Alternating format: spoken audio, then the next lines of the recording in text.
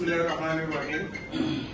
বাংলাদেশ জাতীয়তাবাদী দল বড়লাখা উপজেলার পক্ষ থেকে আজকের এই শ্রদ্ধেয় বড়লাখা উপজেলার সাংবাদিক ভাইদের সাথে মত বিনিময় অনুষ্ঠানের সম্মাননীয় সভাপতি উপস্থিত বড়লাখা উপজেলার আমার বিএনপি পরিবারের সহকর্মীবৃন্দ, উপস্থিত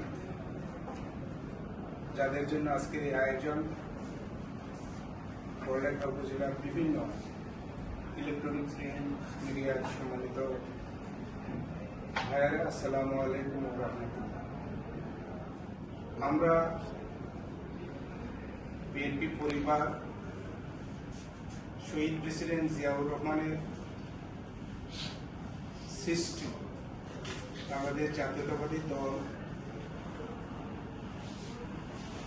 সেই সময় থেকে সারা বাংলাদেশ ব্যাপী শহীদ প্রেসিডেন্ট জিয়াউর রহমান সাহেবের অনুসারী হয়ে এই দলের পতাকা তলে এসে যারা রাজনীতির অঙ্গনে দায়িত্ব পালন করেছেন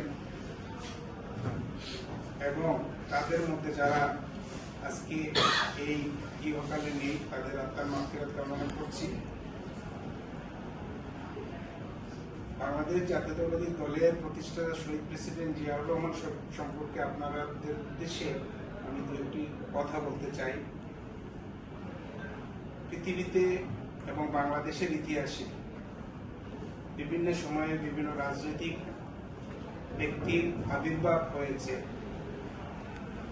আপনারা এবং আপনাদের এই সাংবাদিকতাতে যারা প্রবীণ বা তার আগে যারা দায়িত্ব পালন করেছেন,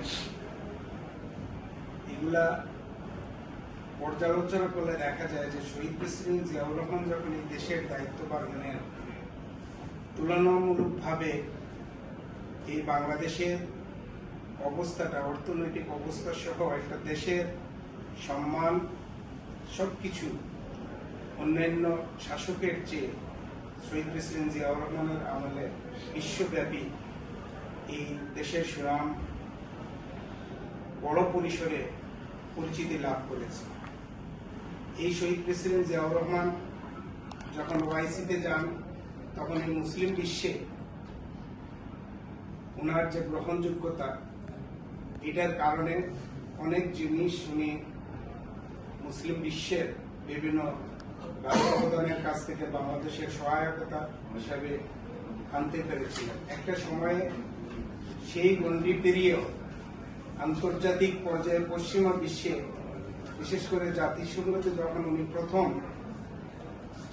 বাংলাদেশের পক্ষে প্রতিনিধিত্ব করতে যান, সেই যুগে আমেরিকার প্রেসিডেন্ট ছিলেন মিস্টার জিমি কার্টার।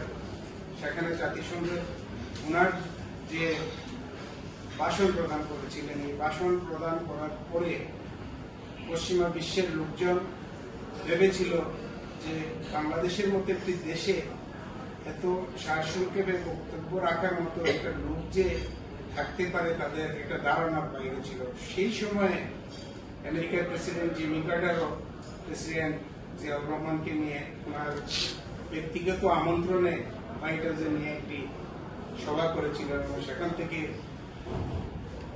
উনি বলেছিলেন যে তোমার দেশের উন্নয়নের জন্য যা কিছু দরকার তুমি চালিয়ে যেতে পারো, আমরা তোমার পাশে থাকবো। আমরা যে জিনিসটি বলতে চাচ্ছি যে বাংলাদেশ জাতীয়তাবাদী দলের প্রতিষ্ঠাতা যে এই দেশের রাষ্ট্র ক্ষমতা এসে রাষ্ট্রকে এগিয়ে নেওয়ার জন্য যে কাজ করেছিলেন, রাজনৈতিকভাবে কেউ এসে বাংলাদেশে এইভাবে রাষ্ট্রকে বিশ্ব দরবারে পরিচিত করতে পারেন। তার ধারাবাহিকতায় ওনাকে আপনারা জানেন যে এই যে উন্নয়নের যে শিকড়টা এত উপরে চলে গিয়েছিল, আমাদের আশেপাশের অনেকেই তখন মনে করেছে শহীদ প্রেসিডেন্ট জিয়াউর রহমান যদি এইভাবে দেশকে এগিয়ে নিয়ে যায়, তাহলে আমাদের বাংলাদেশের অবস্থাটা বিশ্ব দরবারে আরো অর্থনৈতিকভাবে সচ্ছল হবে। একটি আন্তর্জাতিক ষড়যন্ত্রের মাধ্যমে কিছু বিপদগামী মানুষ শহীদ প্রেসিডেন্ট জিয়াউর রহমানকে একটা ষড়যন্ত্রের মাধ্যমে হত্যা করে। তার পরবর্তীতে সত্তার সাহেবের নেতৃত্বে একটা সরকার গঠন করা হয় কিন্তু আমাদের বিএনপির যারা নীতি নির্ধারক ছিলেন, রাষ্ট্র পরিচালনার দায়িত্বে ছিলেন, তারা মনে